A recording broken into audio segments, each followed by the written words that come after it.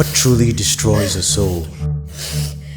Is it the darkness it embraces, or the light it can no longer bear? Today we're diving into the story of Sméagol, the man who became Gollum, and what his fall says about us all.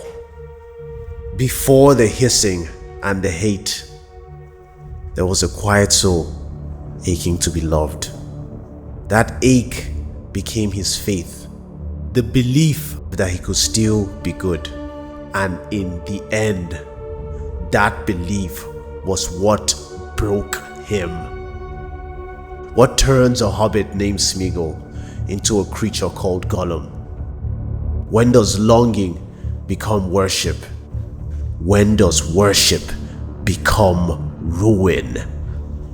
A riverbank, two friends, a shimmer beneath the current, something ancient pretending to be treasure. Because it's my birthday, my love. And I want it. Gollum. They are hungers born not from greed, but from emptiness. And when they find a shape to cling to, they do not ask for permission. That ache reached out through Sméagol's hands around Deagle's neck and took the life of the only one who had ever called him friend. And the water carried more than just the body downstream. What do we become when love itself begins to suffocate us?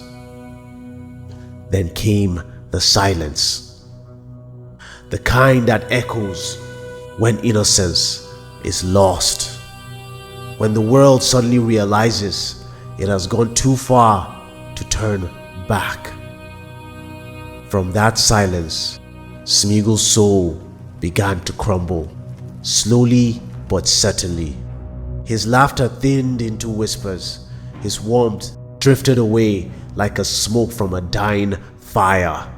Even his name loosened its grip, floating out of reach like a word he could no longer believe. We forgot the taste of bread. We forgot the sound of the trees. We forgot the softness of the wind. We even forgot our own name. The ring didn't spare him. It unmade him gently, whisper by whisper, carving away everything that was Sméagol, piece by piece, memory by memory, until only hunger remained and the echo inside began to sound like company. Banished by the voices that once called him dear, driven beneath mountains where sunlight becomes myth. How long can a mind go without hearing its name before it forgets it was ever meant to be spoken? Time frays, memory unspools. The ring hums with comfort. The world above hums with absence. There, in the roots of the world, Sméagol learned a cruel rhythm. Keep breathing. Keep clutching. Let everything else rot. The more the ring soothed him, the smaller he became. And one day, the echoes stopped answering back. Out of that endless dark, two voices began to breathe. One remembers sunlight. The other only trusts shadow. One still believes in promises. The other believes in nothing but the precious. When your thoughts start arguing in your own voice, how do you decide which one is yours? We call it madness. Maybe it's clarity spoken too loud. Gollum is not a mask. He is the scar of Sméagol's soul made audible. For a heartbeat, the boy returns, fragile, flickering, uninvited. Then he's gone, waiting for someone to speak his name and mean it. Out of the dark, Frodo speaks a forgotten word, his name. Sméagol. Not a curse, not a warning, a reminder.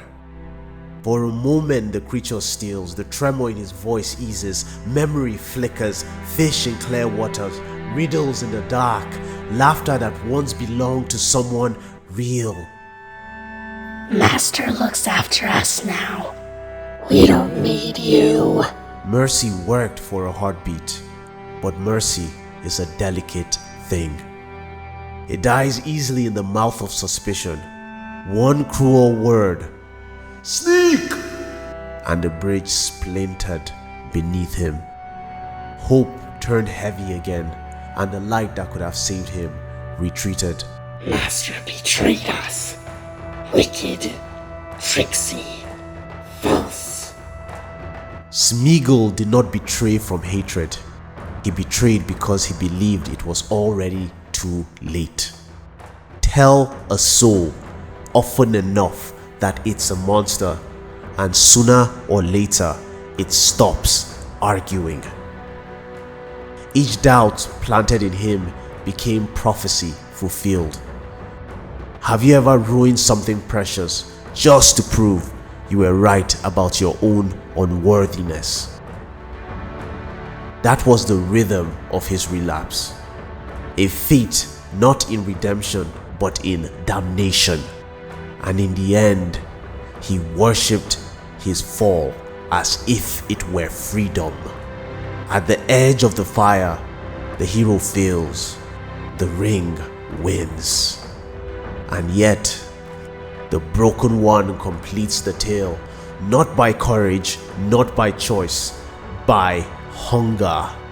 He takes, he laughs, he falls. Was it madness that drove him into the flame, or worship? The ring was never a treasure.